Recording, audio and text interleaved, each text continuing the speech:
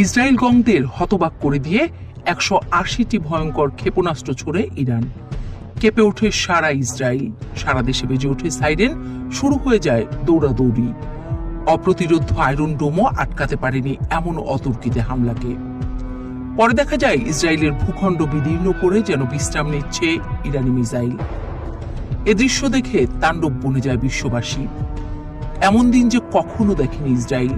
এদিন নতুন এক ইরান হাজির হয় বিশ্ব মানচিত্রে, যে ইরানকে কেউ দেখেনি আগে।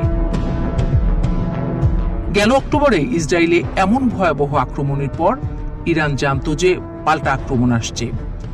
আক্রমণ ঠেকানোর প্রস্তুতি নেয় ইরান, কিন্তু ইরানের এমন বিধ্বংসী হামলার পর ইসরায়েলের প্রত্যাঘাত ছিল সামান্যই। এতেও অবাক হয় সমরবিদরা, কারণ তারা অনুমান করেছিল ইরানকে ধুলোয় মিশিয়ে দেবে ইসরায়েল। বিশ্লেষকরা বলছেন ইসরায়েল গং আসলে লাগতে চায়নি খামেনিদের সাথে, কারণ দুনিয়ার সেরা গোয়েন্দাদের কাছে খবর আছে যে ইরানের হাতে চলে এসেছে সেই জাদুর ডিম, যে ডিম ফাটলে উড়ে যাবে নমরুদের দল। এবার গুঞ্জন উঠেছে ইসরায়েলে আবারও আগের চেয়ে ভয়ঙ্কর হামলা চালানোর প্রস্তুতি নিয়ে রেখেছে ইরান। শুধু একটা হুকুমের অপেক্ষা, আর দরকার একটা উপযুক্ত কারণ। তাই সময়ে সময়ে চালাচ্ছে মহড়া।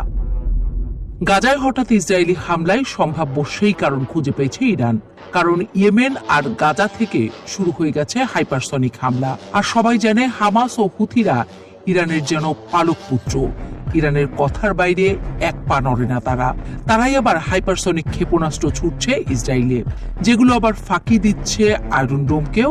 আবারও বাজছে সাইরেন, আবারও সেই দৌড়াদৌড়ি। বিশ্লেষকরা বলছেন সেই সময় হয়তো এসে গেছে।